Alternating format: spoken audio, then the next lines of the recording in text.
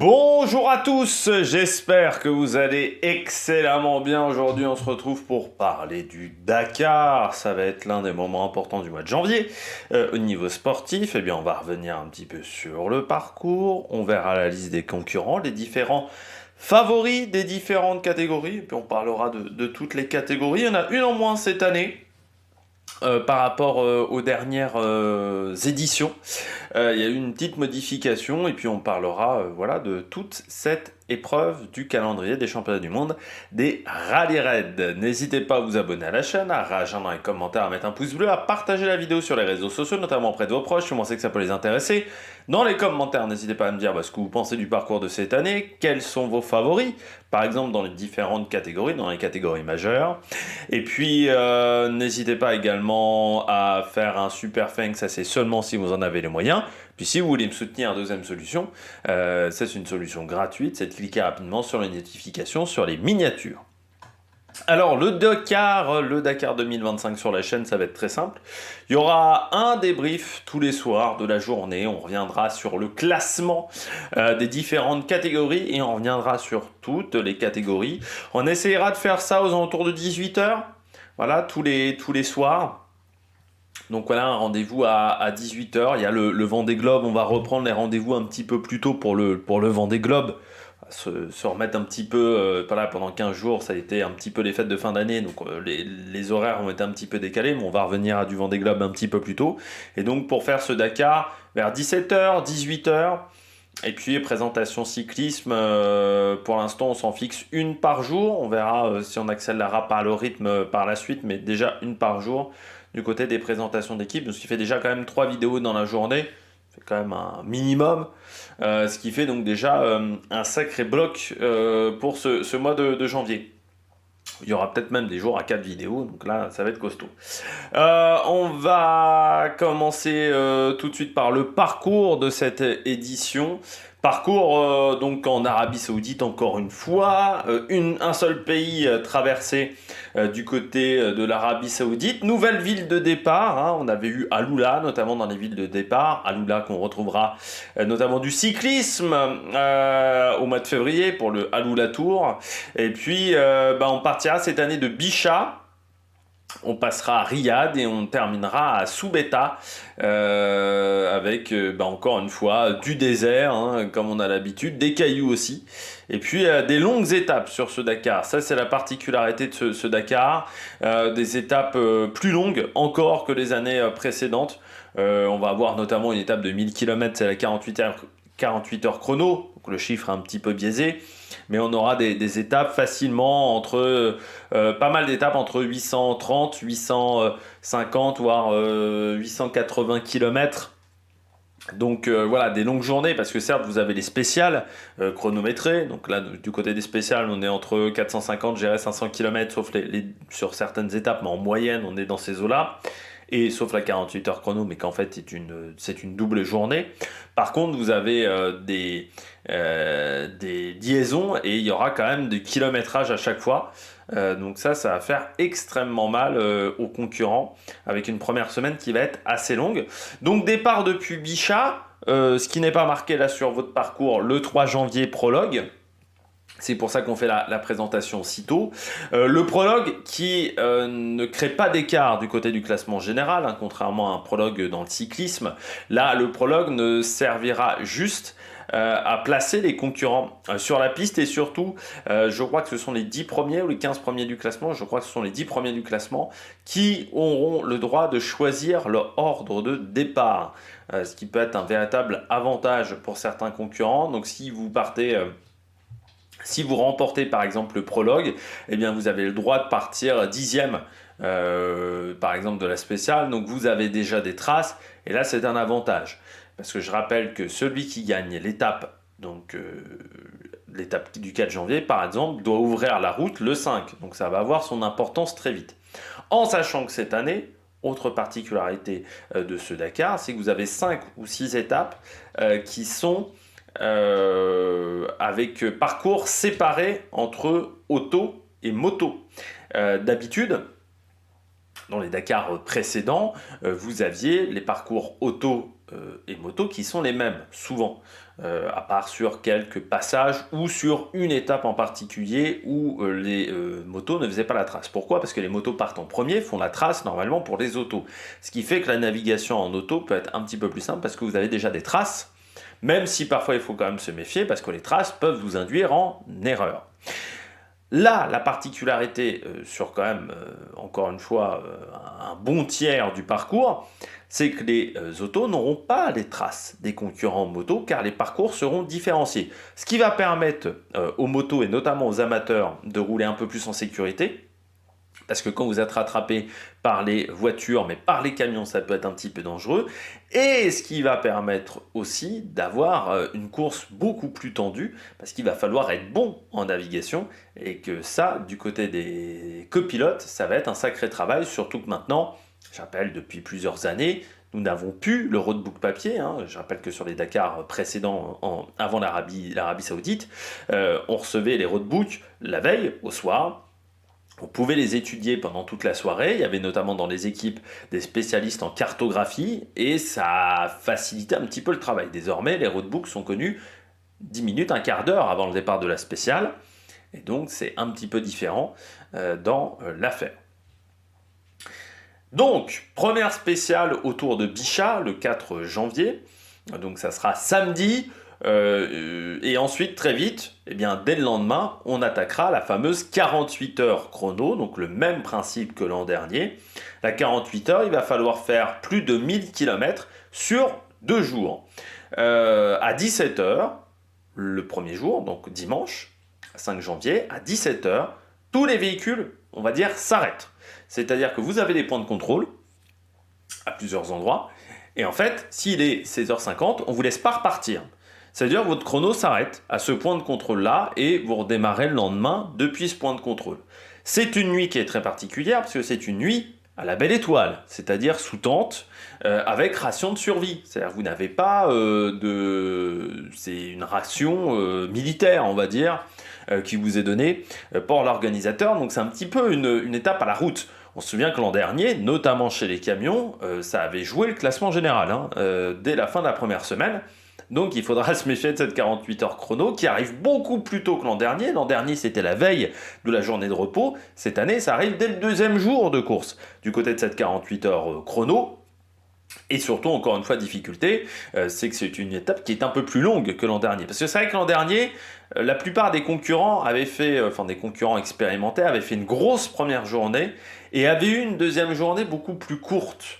Du côté des amateurs, c'était pas le cas, mais du côté des pros, ça avait été le cas pour la majorité des pilotes, que ce soit moto et auto, et même chez les motos, certains pilotes n'avaient fait que 150 km le lendemain, donc ce qui avait donné parfois des courses très courtes sur cette 48 heures chrono. Là, ça sera un petit peu différent, parce que c'est 1000 km, donc soit vous faites une très très grosse journée du côté des motos, mais il va falloir faire 700, 800 km peut-être dans la journée, donc ça va faire très mal.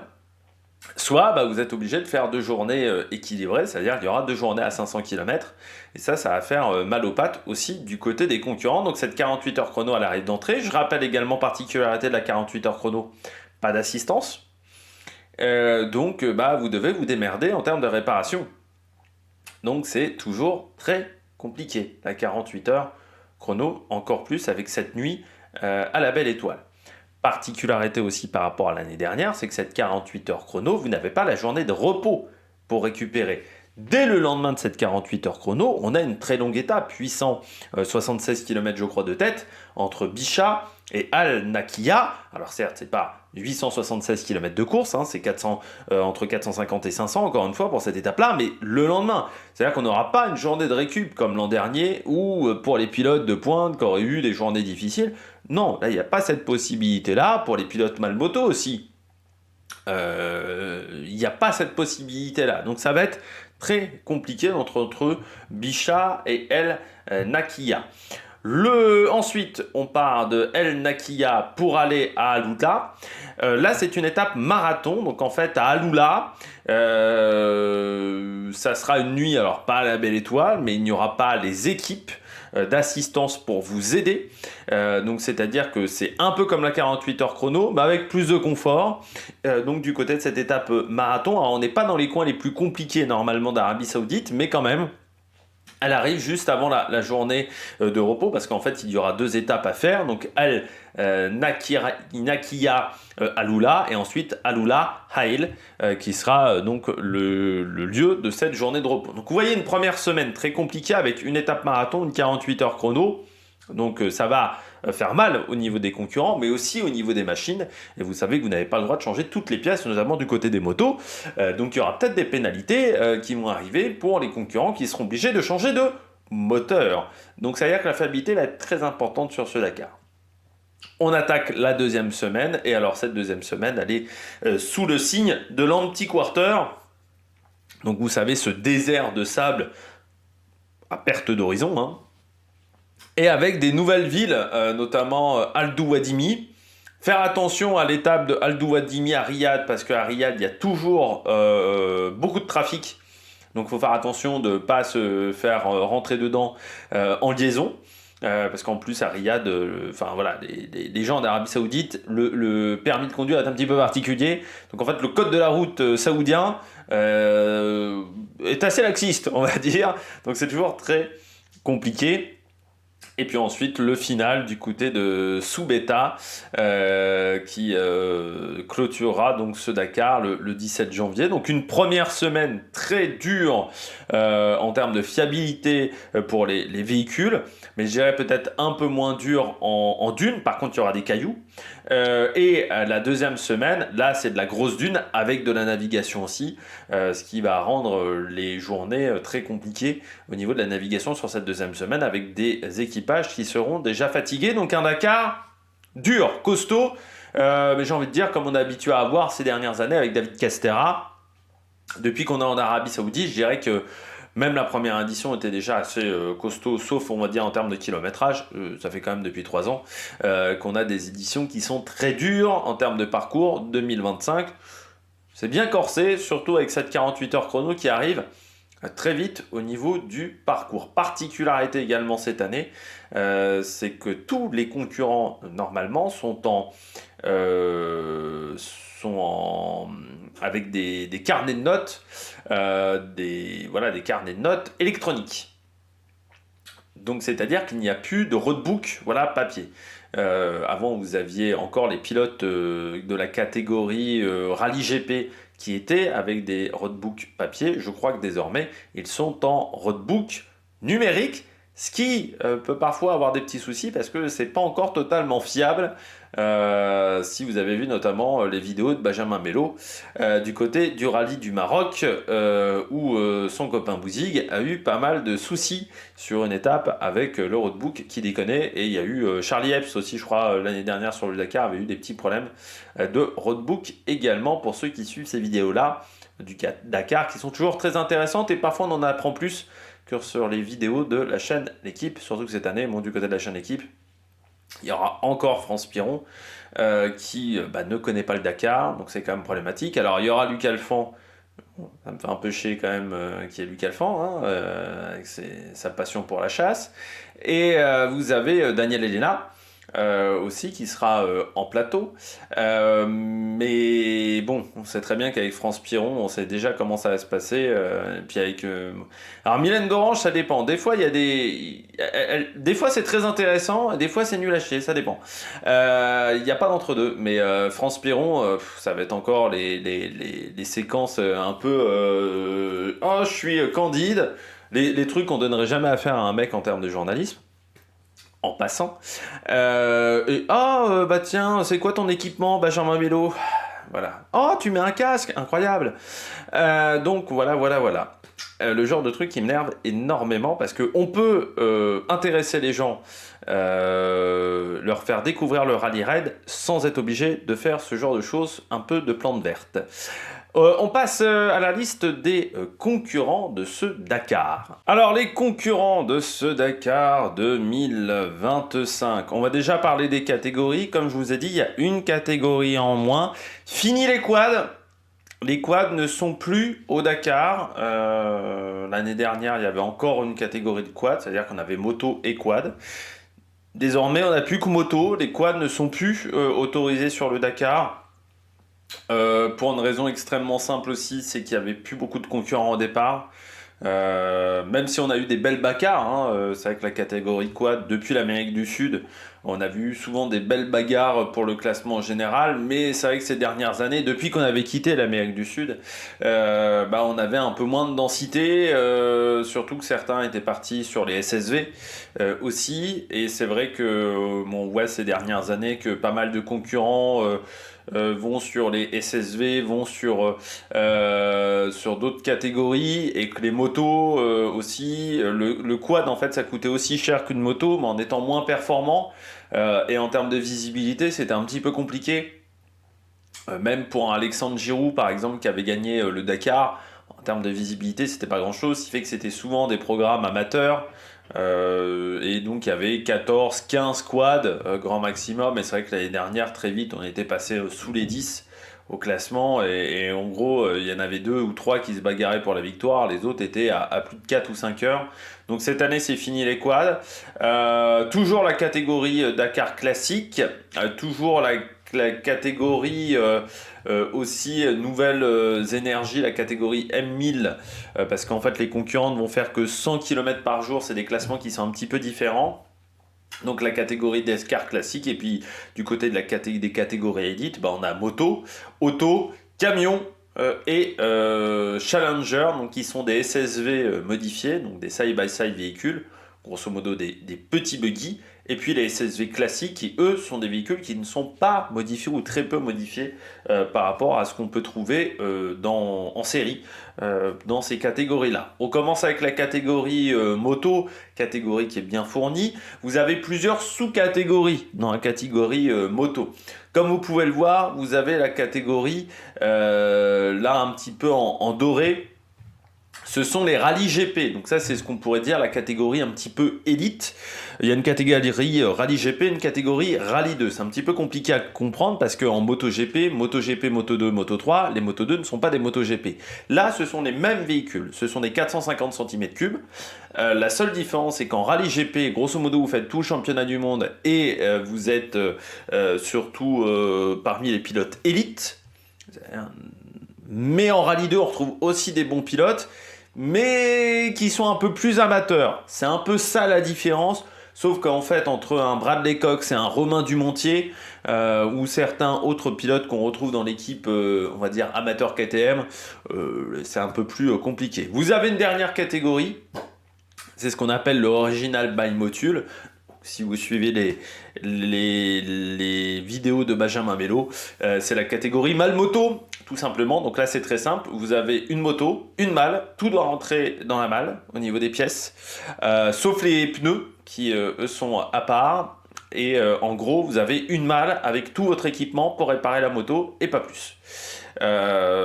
Donc c'est toujours un petit peu compliqué. Alors parfois, vous pouvez vous débrouiller pour récupérer des pièces chez KTM notamment, mais en gros, dans l'idée, la majorité de l'équipement est dans la malle moto et tout doit rentrer dans la malle moto. Et surtout, c'est vous-même qui faites la mécanique, vous n'avez pas un mécanicien pour vous aider. Donc, ce qui fait que ça fait des journées très longues parce que entre l'étape, donc toute la préparation de l'étape, la nutrition et ensuite réparer sa moto, ça vous fait des bonnes journées de 20 heures et 4-5 heures grand maximum de sommeil. Donc, c'est à la fin du Dakar, c'est un petit peu compliqué. On va commencer dans la catégorie Rallye GP. Vous avez donc plusieurs motos dans cette catégorie-là. Vous avez donc Honda versus KTM versus Hero. Hero, ce sont les motos indiennes, à l'intérieur desquelles, au niveau des pilotes, on retrouve notamment Ross Branch, Ignacio Corniero. Également, qui a rejoint Hero, qui était avant chez Honda notamment. Dans cette catégorie-là. En plus, je peux pas avoir la sous-catégorie au rallye GP. C'est toujours bien fait. Vous avez également Sebastian Buller du côté de Hero. Et puis vous avez Ross Branch également, qui est peut-être le pilote le plus performant dans cette équipe. Vous avez toujours KTM. Alors KTM avec notamment Daniel Sanders, Bradley Cox. Il y a quand même des inquiétudes avec KTM parce que l'équipe, le constructeur, je ne sais pas si vous avez suivi, mais est en difficulté, en grande difficulté financière. En ce moment, ils avaient même racheté MV Agusta, ils ont vendu MV Agusta à l'ancien propriétaire, donc c'est un petit peu le bordel du côté de chez KTM. Pour l'instant, pour le Dakar, ça a l'air de tenir, mais alors pour la suite de la saison, c'est pas super bien engagé, géré, et puis ça va être inquiétant parce que 85% des motos, ce sont des KTM, ou des Husqvarna ou des GasGas qui sont en fait des KTM rebadgés. Donc ça va pas être évident du côté de ces marques-là. Et tout a été remis sous le nom de KTM du côté de l'équipe Elite, parce qu'avant vous aviez des pilotes qui étaient chez GasGas, des pilotes qui étaient chez Husqvarna. Désormais, tout le monde est chez KTM. Donc vous avez Daniel Sanders, Bradley Cox, vous avez Pablo Quintanilla chez Honda, avec également Ricky Brabec et Skyler Hoves. Ricky Brabec qui est l'un des pilotes les plus efficaces, l'américain, et qui donc avait remporté le Dakar l'année dernière, comme vous pouvez le voir. Particularité pour moi du côté des motos, KTM a changé sa moto par rapport à l'année dernière. Grosse évolution de la moto KTM. Honda peut-être un peu moins, donc on verra si ces évolutions auront un impact au niveau de la performance, parce que c'est vrai que KTM l'année dernière avait été assez décevant. On voyait bien qu'ils n'arrivaient pas à suivre le rythme dès que Honda accélérait. Et puis vous avez donc toujours Hero qui progresse d'année en année. Le problème de Hero pour le moment, c'est encore un petit peu de fiabilité qui leur manque. Donc on verra si cette année ils ont progressé là-dedans. Vous avez Santolino, j'ai oublié la Charco également, avec Rui Gonçalves et Harit Noah. Harit Noah, lui, dans la catégorie Rallye 2, essaiera de jouer le général du côté de la catégorie Rallye 2. Et puis donc Lorenzo Santolino et Rui Gonçalves, qui sont les deux pilotes, on va dire, A de l'équipe. On retrouve en deuxième catégorie, donc vous avez Romain Dumontier, qui essaiera de jouer la victoire face à Mathieu Dovez ou Doherty dans la catégorie Rallye 2. Mais voilà, vous comprenez bien que ces pilotes-là, notamment Dovez et Doherty, sont en fait quasiment des pilotes de l'équipe B KTM. Donc ouais, c'est un peu bizarre cette manière de diviser les deux catégories. Comme ça. En Malmoto, on retrouve Jérôme Martini, toujours là, le Belge. On retrouve Juan Puga. Bruno Santos, on retrouve bien entendu Benjamin Bello et ses vidéos. Dans la catégorie Rallye GP, vous avez Adrien Van Beveren, bien entendu, vainqueur de l'enduro du Touquet l'année dernière, très performant. La particularité pour Van Beveren, c'est que cette année, il ne pourra pas commencer un petit peu mollo-mollo comme il avait fait cette année. En 2024, il avait démarré moyennos. Pas hyper vite sur les premiers jours, celle qui lui avait coûté un petit peu de temps quand même, peut-être lors du final. Là, il va falloir être performant d'entrée, parce que sinon ça peut être un petit peu plus problématique. Lui qui est là depuis de nombreuses années, désormais, Adrien Van Beveren, et qui est peut-être le meilleur navigateur du plateau. On retrouve aussi Kevin Benavides, également sur KTM dans l'équipe 1. Et puis vous avez aussi Mason Klein sur la Koei, donc la moto chinoise. Il est un petit peu plus loin au classement. Ça, c'est aussi un pilote qu'il faudra suivre. Bien entendu, Benavides également, mais Luciano, qui est également sur KTM, parce qu'avant, ils étaient dans des équipes différentes. Ça a un peu changé. Désormais, les deux sont chez KTM, les deux frères Benavides. N'oubliez pas de suivre Charlie Herps aussi au niveau des vidéos Dakar. Il y a Benjamin Bello, il y a Charlie Herps avec des vidéos qui sont toujours intéressantes. Et puis Mason Klein, toujours rapide, le pilote américain, mais avec une Koei qui n'est pas encore la moto la plus fiable du plateau, mais qui a progressé en performance. Et puis je vous invite également à voir Tobias Epster, qui avait remporté la catégorie Malmoto l'année dernière en dominant la catégorie Malmoto, et qui part désormais avec l'équipe basse, donc l'équipe numéro 2 on va dire de KTM, pour les jeunes talents de KTM et qui sera également à suivre Tobias Epster parce qu'il avait été très performant l'année dernière en Malmoto. Il nous avait vraiment impressionné. Et puis voilà, je crois qu'on a fait le tour. Stefan Svitko, voilà, qu'on allait oublier. Toujours là, Svitko, avec son équipe d'indépendants, mais il est quand même dans la catégorie Rallye GP. Voilà, le Slovaque. Stefan Svitko, voilà, dans le top 10 encore l'année dernière, et qui en est à son, je ne sais plus combienième Dakar, Svitko. Est-ce que j'ai le numéro? Non, j'aurais pas le... Mais il est là depuis, depuis 15 ans quasiment, donc impressionnant. Voilà, Stefan Svitko avec toujours cette KTM. On poursuit avec les autos. Du côté des autos, alors du côté des motos déjà c'est très ouvert parce que c'est vrai que vous voyez qu'il y a énormément de favoris et KTM on ne sait pas trop où ils s'en sont. Honda qui était dominant mais peut-être moins dominant cette année. Hiro qui progresse, bon la Koei semble encore derrière et puis Sherco aussi je pense va être encore un petit peu derrière. Du côté des autos là aussi c'est très ouvert parce que certes Dacia a dominé le dernier rallye du Maroc, ça c'est clair et net, ils ont fait 1 et 2. La question est quand même de savoir si la Dacia tiendra le coup sur 2 semaines de compétition, même si c'est une évolution, une grosse évolution quand même, du Hunter ProDrive, il n'y a plus grand chose d'origine par rapport au Hunter ProDrive, la grande question est de savoir s'ils vont réussir à tenir dans la distance face à des Toyota où il n'y a pas forcément un leader qui semble un petit peu sortir du lot, et face à des Mini, déjà X-Red n'a plus à gérer les Audi, qui géraient l'an dernier, et avec des Mini qui ont un nouveau moteur essence très performant, mais qui manque encore un petit peu de fiabilité, et n'oublions pas les Ford également, avec l'arrivée de Carlos Sainz chez Ford, le vainqueur du dernier Dakar, qui certes n'avait pas les voitures les plus rapides l'an dernier, mais qui avait eu beaucoup de fiabilité parce que Nani Roma avait eu assez peu de problèmes avec Ford géré par M-Sport comme en rallye. On commence donc avec bien entendu les pilotes présents, Nasser Al-Attiyah, Édouard Boulanger.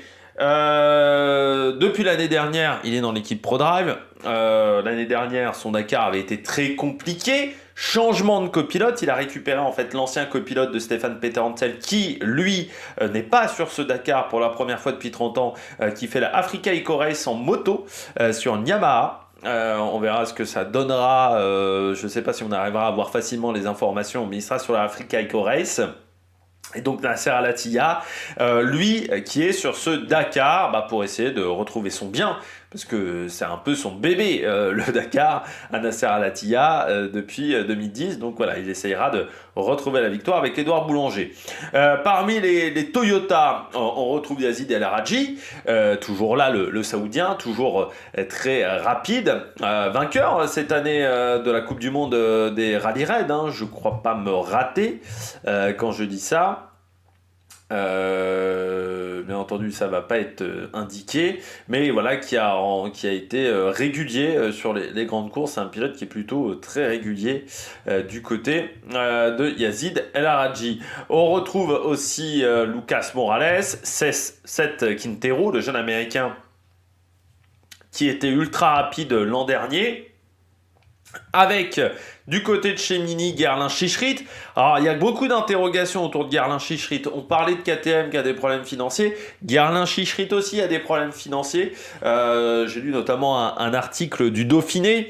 C'est-à-dire que Guerlain Chichrit avait un empire un petit peu dans les Alpes, notamment avec des hôtels de luxe. Et son entreprise est en redressement judiciaire depuis octobre. Alors, il semblerait qu'il ait retrouvé un nouveau partenaire, mais aujourd'hui, premier jour des vérifications techniques sur le site du Dakar, parce qu'il y avait déjà eu des vérifications techniques avant d'embarquer les véhicules du côté de Barcelone au mois de novembre, fin novembre, début décembre, et bien Guerlain Chichrit n'était pas là, et puis surtout, il y avait des sponsors qui avaient disparu de sa voiture. Donc est-ce que Guerlain Chichrit sera au départ? Ça fait partie des petites rumeurs qu'il y a du côté du paddock. Beautril, c'est également chez Toyota. Giniel de Villiers, toujours là. Je dirais presque la légende Giniel de Villiers. La grande question est de savoir s'il a encore la possibilité de faire top 10, parce que c'était déjà pas le pilote le plus rapide. Maintenant, c'est devenu presque un pilote lent. On retrouve Vanagas, là également je crois, chez Toyota. Vous avez Mathieu Serradori, toujours sur son buggy sud-africain, le Century. Mathieu Serradori, amateur éclairé. Qui est dans la catégorie donc Ultimate. Il faut savoir que voilà, il y a plusieurs catégories en auto. Vous avez Ultimate et la catégorie stock, donc des véhicules proches de la série, mais en fait ils sont, je crois, pas beaucoup en stock. Je crois qu'ils sont 3 ou 4 grand maximum en stock. Rokas Bachuska est là. Alors Bachuska, je sais plus il est sur quelle voiture parce qu'il a un petit peu changé ces dernières années. Bachuska, il est chez Toyota parce qu'avant il était en T3. Lui, il faudra s'en méfier parce que c'est un pilote qui vient du rallycross, hein, Rokas Bachuska. Il était sur les Audi en rallycross, notamment en championnat d'Europe. Donc il faudra se méfier de lui, qui avait été bon en T3 l'an dernier. Donc première année dans la catégorie Ultimate. Et puis on retrouve Ent Lategal toujours chez Toyota. Cristina Gutiérrez qui est chez Dacia, qu'on avait vu notamment en Extreme E. Où elle était coéquipière de Sébastien Loeb une année. Baragwana, là également sur le buggy Century. Christian Lavieille sur les Optimus, mais qui ne devrait pas être en mesure d'aller chercher les meilleurs. Nous allons avoir bien entendu Sébastien Loeb, ça c'est sur le Dacia également, avec toujours son copilote, l'ancien botard Fabien Lurquin. Et puis Martin Prokop avec un buggy Ford, mais j'arrive pas à savoir si c'est Ford M-Sport ou parce qu'avant c'était pas Ford M-Sport, c'était son propre buggy, donc c'était un buggy qui était très différent. Là c'est marqué le Raptor, mais je pense que c'est toujours son fameux buggy à lui. C'est pas le buggy M-Sport, c'est un buggy différent, même si c'est un buggy Ford. Et puis, vous avez Guillaume de Mévius, qui a désormais comme copilote l'ancien copilote de Nasser Al-Attiyah, Mathieu Baumel, qui donc repart avec Guillaume de Mévius. Guillaume de Mévius qui avait été très bon l'an dernier sur le Dakar, sur un Toyota, qui cette année passe sur un Mini. Et ça aussi, c'est la grande différence pour le Belge. Et il faudra le suivre, parce que l'année dernière, il avait été très bon pour une année, on va dire, presque de découverte. Là, dans cette année, il peut être très très solide. Laia Sanz, toujours très performante. Laia Sanz avec un buggy Century cette année. Et puis, du côté de chez Ford, on retrouvera 4 très bons pilotes. Carlos Sainz, abandonné par Audi après sa victoire l'an dernier. Audi qui a décidé de se concentrer sur la Formule 1. Pour l'instant, on n'a pas trop de nouvelles sur le projet Formule 1. On verra comment ça suit, mais qui rejoint Ford, comme Matthias Ekström, qui, on sait, a une très grosse pointe de vitesse, peut-être encore un manque de fiabilité sur le long terme. Et puis Nani Roma, vainqueur du Dakar il y a quelques années. Nani Roma, qui fait partie de ces pilotes qui ont gagné à la fois en auto et en moto. Et puis Mitchell Guthrie, qu'on avait vu en Challenger. Lui, il était plutôt spécialisé des SSV et qui passe donc dans la catégorie Ultimate avec les Ford. Et on verra ce que ça donnera pour Mitchell Guthrie, plutôt habitué au T3 ces dernières années, un pilote qui a tendance à être très rapide mais pas forcément très fiable, pas mal de crash dans sa carrière. L'autre particularité de cette année 2025, eh bien, c'est de voir 2 pilotes moto réunis ensemble sur la même voiture. Toby Price et Sam Sunderland, 2 anciens vainqueurs du Dakar moto, et qui partent sur un Toyota du côté de Toby Price et Sam Sunderland. Donc Toby Price qui sera le pilote, la coupe mulet peut-être la plus connue du Dakar. On retrouve ensuite des concurrents un peu moins connus, voilà, des amateurs, mais qui font aussi le charme du Dakar, hein, parce que c'est la particularité du Dakar, c'est aussi d'avoir tous ces amateurs qui se battent pour pouvoir aller au Dakar. En Challenger, donc je rappelle que la catégorie Challenger, c'est ce qu'on appelle la catégorie T3, donc ce sont des SSV modifiés, donc ils ne sont pas basés sur des véhicules de série. Là, on aura, je pense, un gros match avec Yassir Saïdan et Michael Medj. Et puis Cavigliasso, ancien pilote quad, qui rejoint la catégorie. Moi, je vais suivre également Puk Klassen, parce que je me demande ce que ça va donner. Dania Akil, on sait qu'il a toujours été efficace et qui est suivi par Toyota également. Donc on la suivra aussi parce qu'elle a été... elle avait eu du mal sur le Dakar 2024, mais en 2022... elle était très intéressante. Et puis dans cette catégorie-là, Challenger, eh bien, on suivra également Alexandre Giroux, donc qui arrête le quad, vu que la catégorie n'existe plus, mais qui passe en catégorie Challenger. Et on verra ce que ça donnera avec le Yamaha dans cette catégorie-là pour lui. Et puis sinon, là aussi, c'est très ouvert parce que la plupart des concurrents qui dominaient la catégorie sont partis en catégorie Ultimate, dans la catégorie Elite. Donc, ce qui fait qu'on a perdu un petit peu de monde. Vous voyez également parmi les particularités, Antoine Méo, ancien pilote officiel KTM en moto, pilote très performant notamment en enduro, qui rejoint aussi cette catégorie donc des SSV, la catégorie T3. Donc pas mal de pilotes, pas mal d'anciens motards qui font la transition avec la voiture dans cette catégorie. Et puis des pilotes qui qui sont un peu jeunes, qui n'ont pas encore de place en Ultimate, mais qui sont testés dans cette catégorie-là. Vous avez, avant de passer à la catégorie classique, la catégorie SSV, là, on retrouve du monde, parce que c'est vrai qu'on a perdu un petit mot de monde en Challenger, on les a retrouvés en CSV. Notamment, il y aura un beau match dans cette catégorie entre Gérard Farès, Xavier de Soultray, ancien motard, Xavier de Soultray qui avait été bon sur le dernier Dakar, soutenu par le Sébastien Loeb Racing. Vous allez avoir Chaleco Lopez, lui aussi ancien pilote moto très performant. Sarah Price, il faudra la suivre, l'américaine, parce que l'année dernière, elle nous avait fait vraiment des très très bons résultats. Et puis Florian Vessade, c'est le coéquipier de Xavier de Soultray dans cette catégorie. Et puis moi je suivrai avec attention, mais parce que je suis Berrichon et qu'il est également Berrichon, vient du Sancernois, le 410 Claude Fournier. Je vous donnerai peut-être des informations sur lui là aussi, là depuis très longtemps désormais dans la catégorie des SSV. Il y aura Andouillard également, ancien pilote quad, qui sera là aussi et qui fait la transition, parce qu'encore une fois, cette catégorie quad n'existe plus. Donc cette catégorie SSV, peut-être plus dense que d'habitude, cette catégorie T4.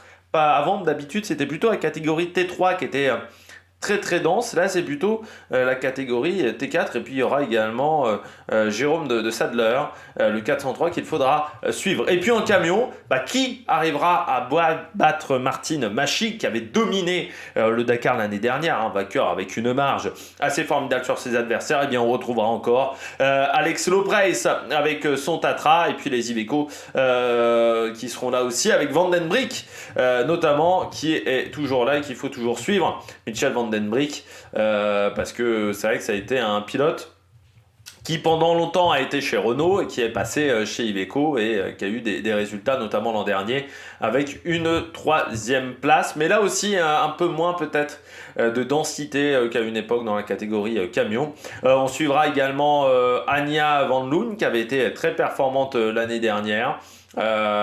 Sur son Iveco, toujours la famille Sugawara avec son Hino qui sera là, et puis Martin Vandenbroucke, là aussi elle a depuis de nombreuses années, et puis Zala qui est là aussi avec Polo Fiusa, qui est un ancien pilote moto, Polo Fiusa, qui est dans son équipage au 605. Les Français devraient avoir du mal dans cette catégorie-là, où vous retrouvez également des pilotes qui sont là pour aider les équipes de pointe qui font assistance rapide. Je suivrai également Norbert Salaï.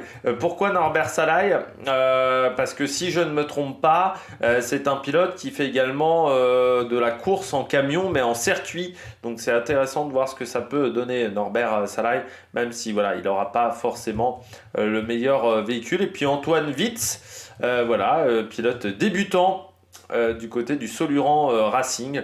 Donc on suivra ce pilote-là qui a été copilote, donc qui passe comme pilote. Voilà, Antoine Vitz dans cette catégorie camion. Et puis, vous avez la catégorie classique. Alors, je rappelle que la catégorie classique, ce n'est pas un classement au temps, c'est ce qu'on appelle un rallye de régularité, c'est-à-dire que vous avez une moyenne que vous allez devoir suivre et être le plus proche possible de cette moyenne. Donc, on vous dit que sur la journée, vous devez faire 80 km/h, eh bien, vous devez être le plus proche possible du 80 km/h. Plus vous vous éloignez du 80 km/h, plus vous prenez des points de pénalité. Celui qui s'impose est celui qui a le moins de points de pénalité à la fin. Donc ce sont des véhicules anciens qui ont fait la magie, la légende du Dakar. Deux catégories, une catégorie avec les 700 où là on retrouve les autos. Petite particularité dans cette catégorie-là, déjà l'année dernière il y avait eu un gros suspense jusqu'à la fin, mais vous retrouvez un pilote également youtubeur, Valentin Simonet, qui aura donc le 764, et je crois qu'il a prévu de faire des vidéos, donc comme Benjamin Bello, Charlie Hebst, ça peut être intéressant de suivre ça en complément des vidéos des autres youtubeurs. Et puis vous avez donc la catégorie 900, là ce sont les camions, avec Van Kasteren, toujours là, qui est dans cette catégorie-là, Janus Van Kasteren, qui a été pilote camion performant pendant des années notamment. J'avais vu aussi un autre nom dans cette catégorie-là qu'on a vu pendant des années en auto, mais j'ai oublié. David Cooper, soit on l'avait vu, mais c'était pas lui. Il y avait un autre nom qu'on a vu également pas mal de fois sur d'anciens Dakar. Au départ, donc voilà, intéressant de suivre également cette catégorie. Puis vous avez la catégorie donc énergie, nouvelles énergies, un peu énergie renouvelable, je sais pas comment on doit appeler cette catégorie, avec bon, pas grand monde au départ, on va pas se mentir. C'est une catégorie qui l'année dernière n'avait pas vraiment attiré foule, qui n'attire pas foule encore. En fait, c'est un rallye un petit peu parallèle au Dakar. L'objectif est de faire 100 km par jour avec des véhicules innovants qui pourrait se retrouver dans les années à venir dans le règlement du Dakar. Grosso modo, il faut essayer de faire le plus de kilomètres possible, ce qui vous permet d'obtenir des points, mais c'est assez complexe en termes de classement, on y reviendra peut-être lors de la première étape ou lors des étapes de 48 heures, on n'aura pas grand chose à dire au niveau des différents classements. Eh bien, j'espère que vous avez aimé cette vidéo. Si vous avez aimé cette vidéo, n'hésitez pas à vous abonner à la chaîne, à réagir dans les commentaires, à mettre un pouce bleu. Et puis donc nous, on se retrouve dès vendredi pour revenir sur le prologue de ce Dakar 2025. Allez, ciao ciao sur la Méric Production.